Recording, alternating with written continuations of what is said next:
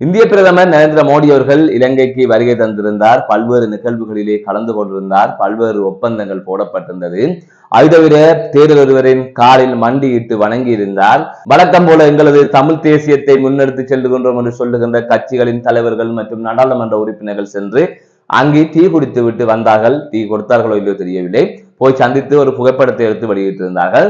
ஆகையால் இவ்வாறான சம்பவங்கள் எல்லாம் நடந்திருக்கின்றது. இதிலே பேசப்பட வேண்டிய முக்கியமான விடயங்கள் இருக்கின்றது. தமிழர்களுக்கு ஆபத்தாக ஒரு விடயத்தை, ஒரு ஒப்பந்தத்தை நரேந்திர மோடி அவர்கள் கையெழுத்திட்டு விட்டு சென்றிருக்கின்றார். இலங்கைக்கும் இந்தியாவுக்கும் இடையிலே அப்படி ஒரு ஒப்பந்தம் போடப்பட்டிருக்கின்றது. அது என்ன ஒப்பந்தம்? இது தொடர்பில்தான் இந்த தொகுப்பிலே விரிவாக பார்க்க இருக்கின்றோம். அதற்கு முதல் ஜேகே ரிப்போர்ட் எனப்படுகின்ற இந்த யூடியூப் சேனலை சப்ஸ்கிரைப் செய்து கொள்ளுங்கள். தொடர்ந்து அருகில் இருக்கின்ற பெல் பட்டினை கிளிக் செய்வதன் ஊடாக நான் போடுகின்ற ஒவ்வொரு காணொளிகளையும் உடனுக்குடன் நீங்கள் பார்த்து கொள்ள முடியும். நான் நடராசா ஜெயகாந்தன். தற்பொழுது செய்திகளுக்குள்ளே செல்லலாம். நரேந்திர மோடி அவர்கள் இலங்கைக்கு வந்திருந்தார். 4ஆம் தேதியிலிருந்து 6ஆம் தேதி வரை அந்த பயணம் அமைந்திருந்தது. பல்வேறுபட்ட நிகழ்வுகளிலே அவர் கலந்து கொண்டிருந்தார். இதுவரை நரேந்திர மோடிக்கு இலங்கையிலே பெரும் வரவேற்பு வழங்கப்பட்டிருந்தது. இந்த நிலையில் இது தொடர்பாக பலர் பல்வேறுபட்ட விமர்சனங்களை முன்வைத்து வந்தார்கள். அதிலே முக்கியமாக யாழ்ப்பாணத்தை பொறுத்த வரைக்கும் டக்ளஸின் ஆதரவாளர்கள், அங்கஜனின் ஆதரவாளர்கள், அதாவது மக்களால் நிராகரிக்கப்பட்ட 2 தலைவர்களின் ஆதரவாளர்களும் இந்த பயணத்தை என்பிபி அரசுக்கு எதிரான ஒரு விமர்சனமாக அதை முன்வைக்க தொடங்கினார்கள். அதற்கு அமையவே அந்த விமர்சனங்களை எல்லாம் திட்டமிட்டு அது தொடர்பாக விமர்சித்து வந்தார்கள்.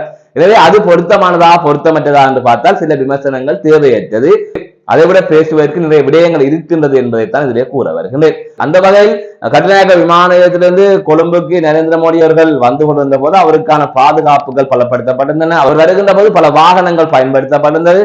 அதை தவிர வீதிகள் மூடப்பட்டிருந்தது. இவை தொடர்பாக சிலர் விமர்சனம் முன்வைத்திருந்தார்கள். அதாவது அங்கஜனின் ஆதரவாளர்கள், டக்ளஸின் ஆதரவாளர்கள் சிலர் விமர்சனங்களை முன்வைத்திருந்தார்கள். எப்படி என்று பார்த்தால், வீதிகளை நாங்கள் மூட மாட்டோம், நான் பயணிக்கின்ற போது வீதிகளை மூட மாட்டேன், நான் பயணிக்கின்ற போது எனக்கு முன்னுக்கும் பின்னுக்கும் 2 வாகனங்கள் தான் வரும் என்று அனுரகுமார் திசாநாயக்க கூறியிருந்தார். ஆனால் இன்று இவ்வளவு வாகனங்கள் வருகின்றது, வேற்று நாட்டு பிரதமருக்காக வீதி மூடப்பட்டிருக்கிறது. இதுதான் அனுரகுமார் திசாநாயக்க அவர்கள் சொன்னதா? எவ்வளவு செலவாகி இருக்கும், இத்தனை வாகனங்கள் ஓடுகின்றது எல்லாம் விமர்சனங்களை முன்வைத்தார்கள். ஆகவே இதெல்லாம் ஒரு அடிப்படையில் புரிதல் இல்லாமல் ஏதாவது ஒரு விமர்சனத்தை சொல்ல வேண்டும் என்பதற்காக சொல்லிக் கொண்டிருப்பவர்கள் தான் இவர்கள் எல்லாம். ஆகவே என்பிபி அரசு மீது அல்லது என்பிபி அரசின் நடவடிக்கை மீது பல்வேறுபட்ட விமர்சனங்கள் இருக்கின்றது. அதனை ஆரோக்கியமான முறையில் சுட்டிக்காட்டி சரியான விமர்சனங்களை முன்வைக்க வேண்டும். எதற்கு இதாலும் குற்றம் என்று சொல்வதை நாங்களும் ஏற்றுக்கொள்ள மாட்டோம். நான் பல விடயங்கள் விமர்சித்திருக்கின்றேன். அது சரியானதாக இருக்க வேண்டும். முன்னே ஆட்சியாளர் என்ன செய்தார்கள் என்று ஒப்பிட்டு பார்க்க வேண்டும். அதை விட அங்கஜின் ஆதரவாளர்களுக்கோ டக்ளஸின் ஆதரவாளர்களோ அதெல்லாம் பற்றி பேசுவதற்கு தகுதியற்றவர்கள். ஆகவே விமர்சனம் என்பது சரியானதாக இருக்க வேண்டும்.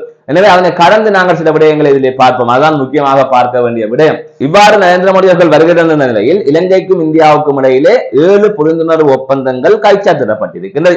அதிலே முக்கியமானது தமிழர்களை நிராகரிக்கின்ற வகையில், தமிழர்களின் உணர்வுகளை புண்படுத்துகின்ற வகையில் அமைந்த ஒப்பந்தம் என்பது பாதுகாப்பு புரிந்துணர்வு ஒப்பந்தம். இலங்கைக்கும் இந்தியாவுக்கும் இடையிலான பாதுகாப்பு புரிந்துணர்வு ஒப்பந்தம் என்பது ஒரு தமிழர்களின் உணர்வுகளை புறக்கணிக்கின்ற ஒரு ஒப்பந்தமாகவே பார்க்கப்படுகின்றது. ஆகவே இலங்கைக்கும் இந்தியாவுக்கும் இடையிலே கைச்சாத்திடப்படுகின்ற முதல் புரிந்துணர்வு ஒப்பந்தம், அதாவது பாதுகாப்பு ரீதியாக கைச்சாத்திடப்படுகின்ற முதல் பாதுகாப்பு புரிந்துணர்வு ஒப்பந்தம் இது என்று கூறப்படுகின்றது. இதிலே இந்திய இலங்கை படைகள் கூட்டாக இணைந்து செயற்படும். அதற்கான உதவியை இந்திய அரசு வழங்கும். ஆகவே இவ்வாறு செய்வதனூடாக என்ன ஆபத்து தமிழர்களுக்கு இருக்கின்றது, இது தமிழர்களின் மனங்களை எவ்வாறு புண்படுத்தியது என்று நீங்கள் கேட்கலாம். உண்மையிலே இலங்கை ராணுவத்துக்கு எதிராக போர்க்குற்ற குற்றச்சாட்டுகளை தமிழ் மக்கள் முன்வைத்து வருகின்றார்கள். அதை தவிர சனல்பு தொலைக்காட்சி தொடர்பாக ஆவணப்படங்களையும் வெளியிட்டிருந்தது. அதிலே பார்த்தீங்கன்னு சொன்னால் தமிழ் மக்களுக்கு எதிராக பல்வேறுபட்ட போர் குற்றங்களையும் போர் மீறல்களையும் போர் விதிமுறைகளையும் செய்திருந்தது இலங்கை அரசாங்கம். அதில் பல பெண்களை துஷ்பிரயோகத்திற்கு உள்ளாக்கியிருந்தது, பல ஆண்களை நிர்வாணமாக்கி சுட்டிருந்தது. அதை முக்கியமானது இசைப்பிரியா எனப்படுகின்ற ஒரு பெண்ணை, ஒரு பெண் ஊடகவியலாளரை நிர்வாணமாக்கி துஷ்பிரயோகத்திற்கு உள்ளாக்கினார் என்ற அடிப்படையில் பல குற்றச்சாட்டுகள் முன்வைக்கப்பட்டு வருகின்றது. அது தொடர்பாக சனல்பு தொலைக்காட்சியும் வெளியிட்டிருந்தது. இசைப்பிரியா கடைசி நேரத்தில் நிர்மாணமாக்கப்பட்டு அவர் கொலை செய்யப்பட்ட தொடர்பான அந்த காட்சிகள் புகைப்படங்களும் வெளியாகியிருந்தது. இவ்வாறெல்லாம் பல விடயங்கள் நடந்திருக்கின்றது. ராணுவம் போர்க்குற்றம் புரிந்திருக்கின்றது, போர் விதிமீறல்களில் ராணுவம் ஈடுபட்டிருக்கின்றது. எனவே இந்த ராணுவத்திற்கு எதிராக போர்க்குற்ற விசாரணைகள் மேற்கொள்ளப்பட வேண்டும் என்று வலியுறுத்தி வருகின்ற நிலையில் இலங்கையும் இந்தியாவும், அதாவது ராணுவத்துக்கு இடையிலே பாதுகாப்பு புரிந்துணர்வு ஒப்பந்தத்தை கைச்சாத்திட்டிருக்கின்றது சொன்னால் அதனை எவ்வாறு பார்ப்பது என்கின்ற கேள்வி இருக்கின்றது. இதனை மதிமுக பொதுச் செயலாளர் வைகோ அவர்களும் தற்பொழுது அறிக்கை ஒன்றினை வெளியிட்டு கண்டித்திருக்கின்றார். இவ்வாறு ஒரு செயற்பாடு செய்தது என்பதை ஏற்றுக்கொள்ள முடியாது, தமிழர் விரோதமாக மோடி செயற்படுகின்றார் என்று அவர் அந்த அறிக்கையிலே காட்டமாக குறிப்பிட்டிருக்கின்றார். ஆகவே தமிழகத்தில் இருந்தும் இதற்கான எதிர்ப்பு குரல்கள் எழுந்து வருகின்றது. எனவே இவ்வாறான ஒரு ஒப்பந்தத்தை அவர் போட்டுவிட்டு சென்றிருக்கின்றார். எனவே இங்கிருந்து போகின்றார்கள் தமிழர்கள், அதாவது தமிழ் தேசிய கட்சிகளின் பிரதிநிதிகள், தமிழ் நாடாளுமன்ற உறுப்பினர்கள் மோடியை சந்திக்கிறார்கள். நாங்கள் பிரதமர் மோடியை சந்தித்தோம் என்று பெருமையாக அவர்களது முகநூல் கணக்குகளிலே புகைப்படங்களை போடுகின்றார்கள். காலகாலமாக இந்திய பிரதிநிதிகளை சந்திக்கிறார்கள், நடப்பது ஒன்றும் இல்லை. முழுக்க முழுக்க இந்தியா அந்த தமிழர்களுக்கு செய்வது என்பது வெறும் துரோகம் மட்டுமே.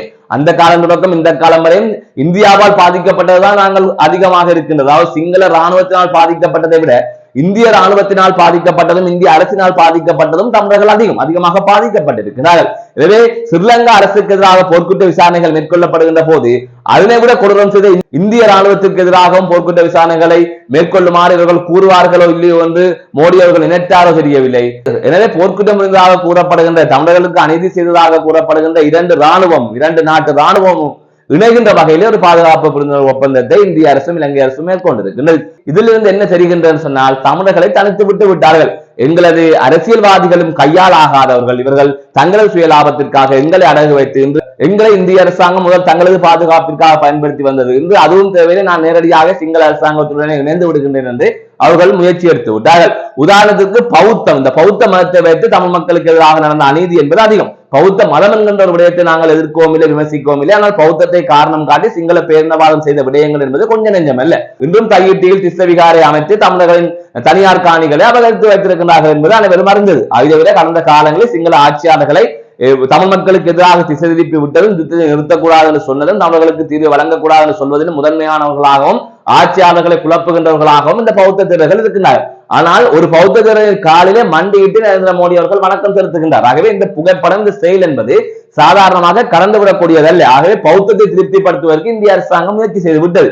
சீன ஆதிக்கத்திலிருந்து தப்பித்துக் கொள்வதற்காகவும் இலங்கை அரசாங்கம், இலங்கை மக்கள் இந்தியாவுக்கு எதிர்ப்பு வெளியிடுகின்றார்கள், சிங்கள மக்கள் எதிர்ப்பு வெளியிடுகின்றார்கள், சீனாவுக்கு ஆதரவாக அவர்கள் இருக்கின்றார்கள் என்பதை புரிந்து கொண்ட நரேந்திர மோடி அவர்கள் காலில் விழவும் தயாராகிவிட்டார். அதன் அடிப்படையில் காலிலும் விழுந்து விட்டார். ஆகவே இந்த பௌத்த மதகுருமார்களின் நன்மதிப்பை பெறுவதற்கு அவர்கள் முயற்சிகளை மேற்கொண்டு வருகின்றார்கள். ஆகவே தமிழர்கள் கடைசி வரை நிற்கதியாகத்தான் நிற்கின்றார்கள், நிற்கப் போகின்றார்கள். எனவே இப்போ செய்ய வேண்டிய விடயம் என்னவென்று சொன்னால், இந்திய பிரதமரோ இந்திய அரசு சார்பாக யாரும் வந்தாலோ தமிழர்கள் அவர்களை சந்திப்பதை புறக்கணித்து விட்டு வேற்று நாடுகள் ஊடான சர்வதேச உறவை பேணுவதற்கு தமிழர் தரப்பு முனைய வேண்டும்.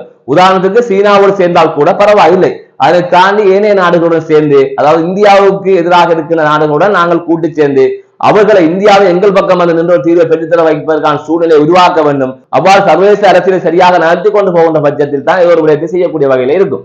ஆக முதலில் இந்தியா துரோகம் செய்தது. இந்தியாவுடனான உறவை, நட்புறவை இலங்கை தமிழர்கள் புறக்கணிக்க வேண்டும். இந்திய அரசை வெறுக்க வேண்டும், இந்திய அரசிலிருந்து விலக வேண்டும், வேற்று நாட்டு அரசுடன் தொடர்பை பேணி அடுத்த கட்டத்தை நோக்கி நகர வேண்டுமே தவிர இந்திய அரசை நம்பிக்கொண்டிருந்தால் இனி மிஞ்சுவது எதுவுமே இல்லை. மீண்டும் ஒரு காணொலி சந்திக்கின்றேன். நான் நடராஜ் சஜயகாந்த்.